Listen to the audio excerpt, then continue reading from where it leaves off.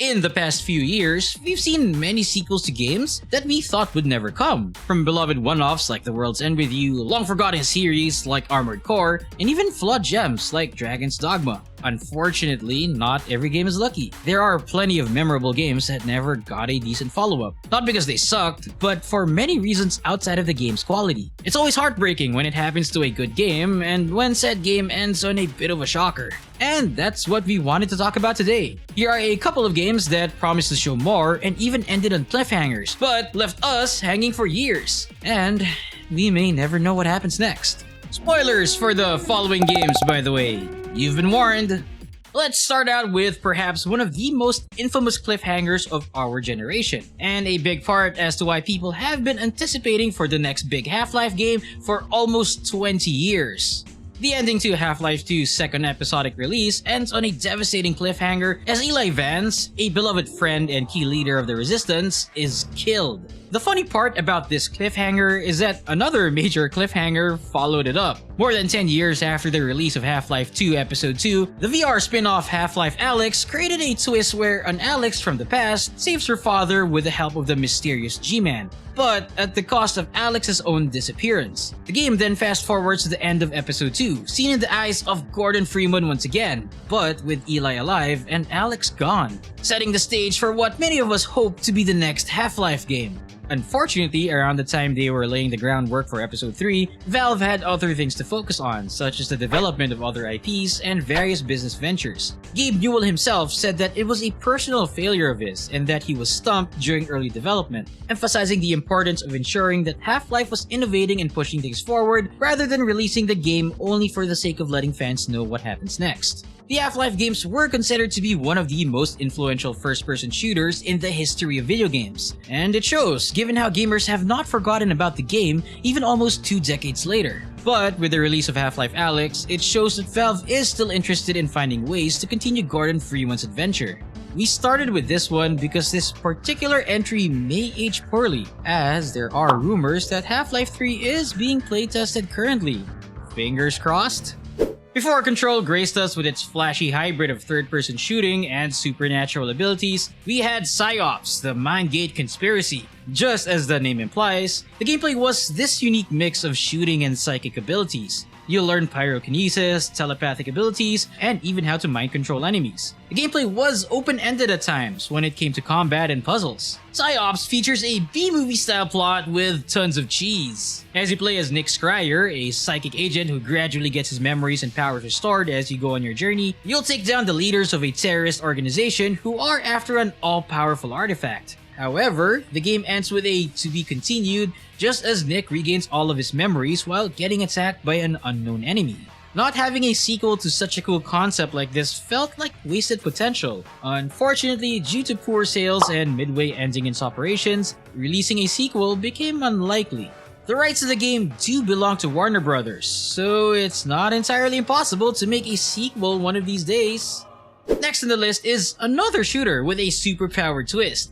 This time around though, it's a time-traveling twist. Quantum Break is arguably Remedy's most underrated game. This game literally has an integrated TV show that's subtly affected by the player's choices. You'll mostly play as Jack Joyce, who is granted the ability to manipulate time, and comes into conflict with an older version of his friend from the future. It's a well-researched take on time travel science fiction, and the A-lister performances certainly add to the experience. The game features the trademark Remedy gameplay that mixes fast-paced shooting with cerebral use of powers to create a tactically engaging experience. The story ends with Jack successfully stopping the bad guy and preventing the end of time from happening.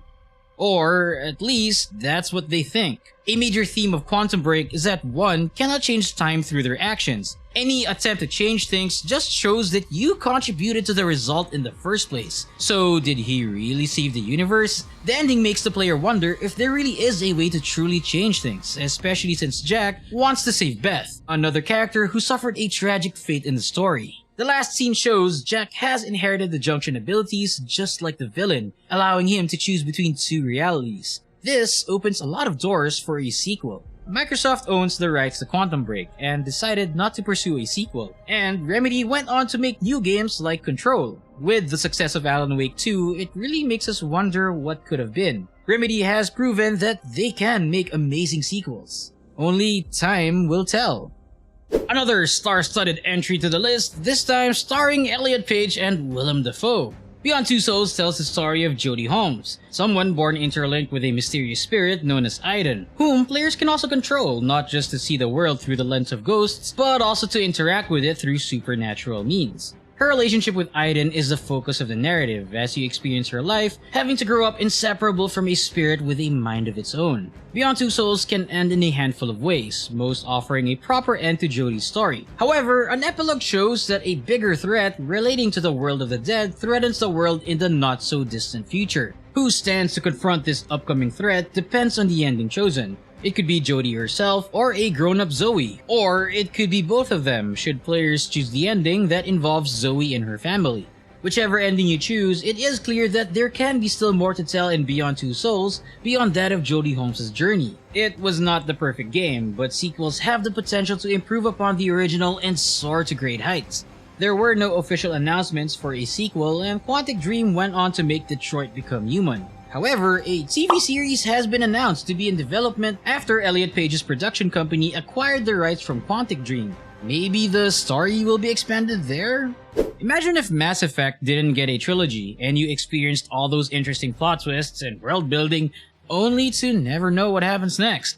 That's basically what it felt like getting to the end of Advent Rising. It was a very ambitious game for its time, trying very hard to compete with Halo's accomplishments with varying degrees of success. You get to play as Gideon Wyeth, who acts as an escort to human ambassadors on their way to meet an alien race called the Aurelians. The Aurelians are nice and view humans as gods, but they warn the humans about the existence of the Seekers, who want to eradicate all of humanity for some reason. Depending on the player's choices, Gideon's brother or fiancé will die in the initial attack, and so you'll spend much of the game trying to fend off the Seekers. After liberating the Aurelian homeworld and traveling to the Galactic Senate with hopes of gathering their support against the Seekers, a godlike being appears and reveals to everyone that they were the true human that was being worshipped all this time, and was personally responsible for the systematic genocide of Gideon's people. Gideon recognizes this being as either his brother or fiancé, depending on who died at the start of the game. A boss fight ensues, and through some unknown power, Gideon defeats the godlike human being and is dragged into a portal leading him to an unknown planet. He is greeted by an unknown alien saying that there is much to be done. No way I wouldn't want to know what happens next after seeing something like that. Due to low sales and revised business plans, Advent Rising never got the trilogy that was promised. Creator Donald Mustard stated that he'd be interested in finishing the story if given the chance to do so. Unfortunately, he doesn't hold the rights to the IP, so we're SOL on that front. We had a short a while back talking about Capcom's plans for the Mega Man series, which amounted to, we're on it, trust us bro. But the most interesting part was how many people in the comments of that short were clamoring for Mega Man Legends. Mega Man Legends 1 and 2 were released during the PS1 era. Unlike the side-scrolling Blue Bomber we're all familiar with, Mega Man Legends is a dungeon-crawling third-person 3D action RPG. It's set on an Earth that's flooded over, and this incarnation of Mega Man is Tomb Raider, exploring various ruins in search of artifacts and lost technology. Their ultimate goal is to look for the Mother Lode, a legendary artifact of infinite energy that could solve the world's energy crisis once and for all. His search eventually takes him to the moon, or Elysium in Mega Man Legends 2, where he gets stranded and never comes back. The end of Mega Man Legends 2 shows various characters working together to build a rocket to get him back, but we never got a Mega Man Legends 3. 10 years after Mega Man Legends 2 in September 2010, we got an announcement that 3 was in development to be released for the Nintendo 3DS. Unfortunately, Mega Man producer Keiji Inafune left Capcom in October of that same year. The team promised that even without Inafune, the game will push forward, only to be cancelled next year in July 2011. Just last year, Capcom expressed interest in reviving the Mega Man franchise. So while we're a little skeptical since it's been 25 years since Legends 2 at this point, maybe there's a chance. Dark Dreams Don't Die, or D4 as it's usually abbreviated, was an eccentric game. If I could describe it using other games, I'd say it had the campiness of Devil May Cry, the aesthetics and gameplay of a Telltale game, and the weirdness of a Kojima game. For people who played Deadly Premonitions, those were the same devs who worked on D4, so there's that. The game revolved around David Young, a narcotics officer working for the Boston police. He comes home to find his wife dying. Her last words were, "Look for D." The next thing he knew, he woke up in the ICU with a bullet in his head with no memories of what happened that day. But somehow, all these things that happened to him allow him to time travel by touching objects called mementos. It sounds really weird, but trust me, the actual game is weirder. He quits the force and becomes a private investigator, determined to find out what happened on that fateful day. The game presents a really interesting premise and a lot of quirky, really unique ideas, but never really gets to flesh them out. Again, like Telltale, it was supposed to be released in seasons, and it never got a second. It was released on Xbox One in 2014 and PC in 2015, and director Hidetaka Suehiro announced that he left Access Games, the developer of D4, in 2016. Just a few years ago, Hidetaka Suehiro also made a post that probably killed all hopes of seeing a continuation of D4. I guess, Dark Dreams, definitely dead. Beyond Good and Evil was a PS2 classic that had quite a cult following. It's an action-adventure game featuring our protagonist Jade, a photojournalist aiming to uncover government secrets and conspiracies. Jade's world is under attack from an alien force called the Doms, who abduct people to implant them with spores and convert them into slaves. While the game ends fairly conclusive enough, a post-credit scene hinted at a continuation of the story, as one of the main characters, Paige, was shown with a growing Dom spore in his hand. Boy, does this game have quite the history. It was originally planned as a trilogy by director Michael Ansel, but Ubisoft currently has its sequel in around 18 years of development purgatory, breaking Duke Nukem Forever's record for having the longest development time in the AAA space. Beyond Good and Evil was released in 2003, and the earliest announcement for its sequel was in 2008. There was another formal announcement in 2017 where they showed a trailer that hinted that BGE 2 was a prequel. But in 2020, Michael Ansel left Ubisoft, and apparently Ansel's leadership was unorganized and abusive, causing them many problems with development. Then shortly after that, its creative director suddenly passed away at the young age of 40 in 2023. Whew.